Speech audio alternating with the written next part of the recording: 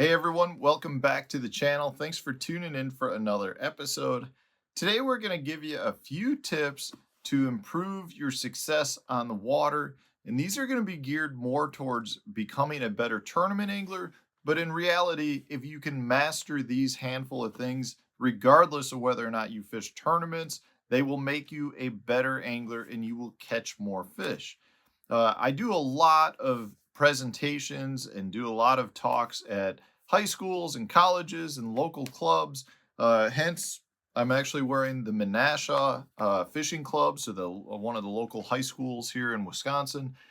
And I get a lot of questions that are really geared to how do you become a better tournament angler? What are some things that everybody can do to become better and more efficient on the water? And the reality is, there's a lot of different things that you can do, but I kind of have a handful of things that I feel like I really see separate the professional level anglers from just your local anglers or high school anglers or college anglers. And there's a lot of things that, take you from one level to the next. But really, if you look at any sport out there, a lot of times it's your fundamentals. Like the fundamentals really are what can drastically improve somebody's performance. And that's true as well in fishing. So, one of the first things that I always stress is just straight up being prepared. Your preparedness is something that is critical to helping you be more efficient on the water. So, when I'm talking about your preparedness, I'm talking about everything down to, how your tackle is stored, where everything is at within the boat, so that when you catch a fish and maybe you got to use your needle nose pliers to take the hook out, you know exactly where they are. Maybe you need to grab a new bait to put on, you know exactly where it is. And you being able to go right there, grab that bait, tie it on, is something that will save you some time throughout the day. So, for me, the way I look at it is how many extra casts can I get by being prepared on the water? So, if I know exactly where my baits are at and I'm not going through a bunch of boxes trying to find it, maybe that gets me 2 extra casts. Well, if you do that 5 times throughout the day, you got 10 extra casts. And that's just being able to find where your tackle is. There are other little things that I've talked about doing that I think are important. When I build my custom rods, my rods are color coded so that when I have 15 rods on the deck, I can easily reach down. I grab the red handled rod. I know that's my top water rod, and I'm not kind of fumbling through my other rods. Maybe that saved me 1 cast. Well, throughout the course of the day, maybe I got an extra 10 casts from there. And your preparedness, so being able to really figure out exactly what it is that you're doing on the water, will add up to a bunch of casts throughout the day. Well, those extra casts can generate a few extra bites. Those few extra bites can be a few extra fish, and therefore they can really take you from middle of the pack to being at the top of the pack or cashing a check. So it's really important for anglers to be prepared. And it's not necessarily just from an organizational standpoint. It's do you dress properly? So if you have a cold water day or a cold weather day, if you're not dressed properly, you're going to spend time throughout the day trying to warm your hands up or trying to stay warm, and that takes you out of the game. Maybe it's just simply a matter of making sure that you've got enough gas in the boat that day. I can't tell you how many times people are like, I forgot to put gas in, and that might limit them from going to an extra spot throughout the day. So there's a lot of little things like that. So being prepared, it sounds so basic, but it is something that really does come into play, especially in a tournament situation. Another thing that goes along with being prepared is just your overall efficiency on the water. How accurate of a caster are you? Because if you hit that target on your first cast, you're probably better off than having to make 2 or 3 casts at that spot, and maybe you never even make the right cast. So you want to be efficient on the water from that standpoint. Are you efficient in terms of moving from spot to spot? Sometimes it's a matter of just figuring out how to get from one area to another without even having to idle. Because if you've got a long, shallow flat that you're idling over, if you spent the time in practice to figure out how to run across that, you might save 10 minutes from that standpoint. So efficiency is a really big thing. You see it at the professional level really well. There's guys, they turn the motor off, they're already on the top of the front deck putting the trolling motor in.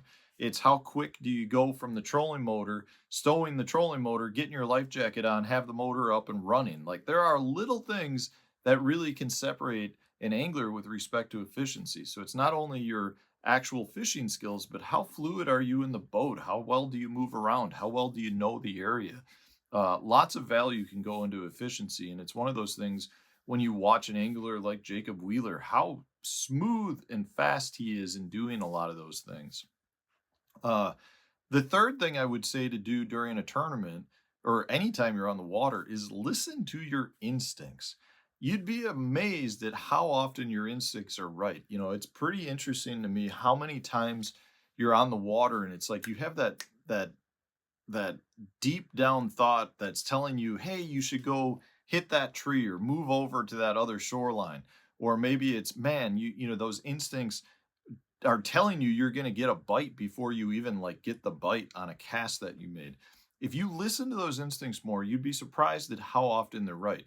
You know, in the instance of where you're fishing down a bank and you're like, I really want to go hit that spot. And you're like, well, I'm going to make 3 more casts here. How many times? I'm sure a lot of you have done this. How many times have you gone to make those 3 more casts? And while you're doing that, somebody else pulls up and hits that other spot.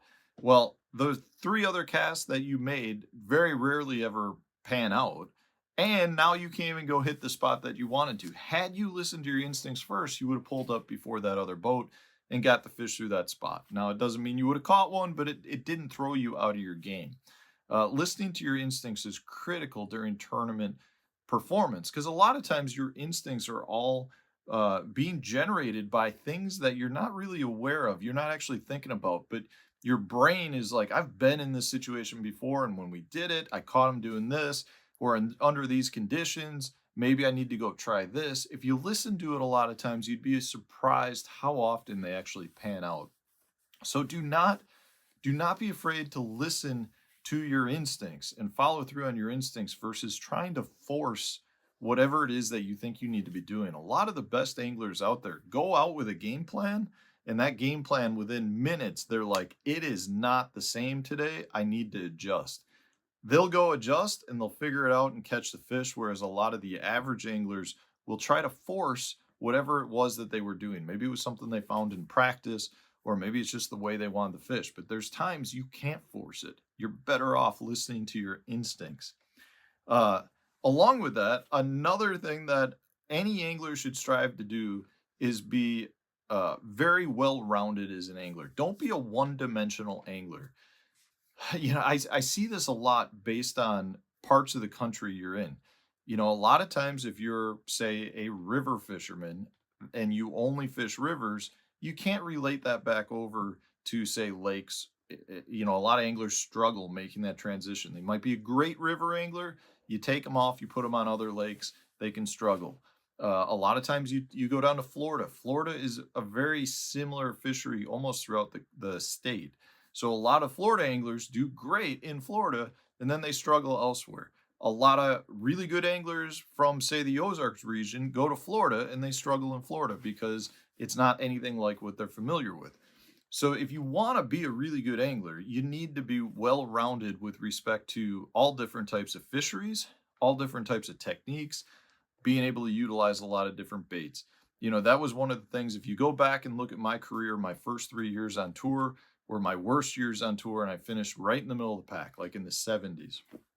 And it strictly, in my opinion, was based on me not having experience on a lot of those types of waters that I was fishing. Didn't really fish for spotted bass ever, didn't really fish Ozarks lakes, didn't fish TVA lakes. It was unfamiliar to me. So you know, to become a well-rounded angler is very important in terms of being able to adjust on the water. And again, it could be techniques. Don't be a one-dimensional technique guy. Don't just go flip a jig on the bank. Don't just go throw a Demiki rig. You want to be able to do a little bit of everything. So when conditions aren't right, you can adjust. It's really important to be a well-rounded angler. And I feel like 99, maybe 95% of top level anglers, you know, the professional top level tournament anglers are as well rounded as you could imagine, to the point where it's like you could go take them out, you could show them how to do a technique for the first time, and within 20 minutes, it's like they've been doing it for their entire life. that well at adjusting to new techniques, but you gotta do them all to become well-rounded so you can apply that technique or using that bait or being able to fish a certain type of body of water when you're presented with that opportunity. Um, that's something that I think you run into a lot. Anglers that just don't have really broad experience levels. And then the last thing is time on the water. Experience is critical. The more time you spend on the water, what that's going to do is improve everything else I just talked about. The more time you're on the water, the more you're going to just become prepared. Everything is going to be uh, fall into place better without you really having to think about it. Your efficiency is going to go up. Your casting accuracy is going to increase. Your intuition is going to be talking to you more because you have more experience for it to relate off of. Your overall skill set is going to combine. So spend more time on the water. Don't sit at home and think just because you're in the boat you're going to catch a bunch of fish. If you've got time and you want to become a better angler, you should be on the water becoming a better angler. It's one of those things that you'd be surprised by how much time all of us spend on the water, whether I'm at home here on the water or whether I'm at the road fishing a professional level event. The point is, all experience is good experience, and that's what makes you a more well-rounded angler. So, if I had any advice to give to young aspiring fishermen or old aspiring fishermen, it's really those five things. If you get better at those five things, you're going to be amazed at how much better of an angler you become. So let me know in the comment section, guys. Are there other things that you think anglers should be looking to improve on to become a better angler? If so, put that in the comment section. If you enjoyed today's video, subscribe to the channel, like the video, and stay tuned. We'll have a new video coming out tomorrow.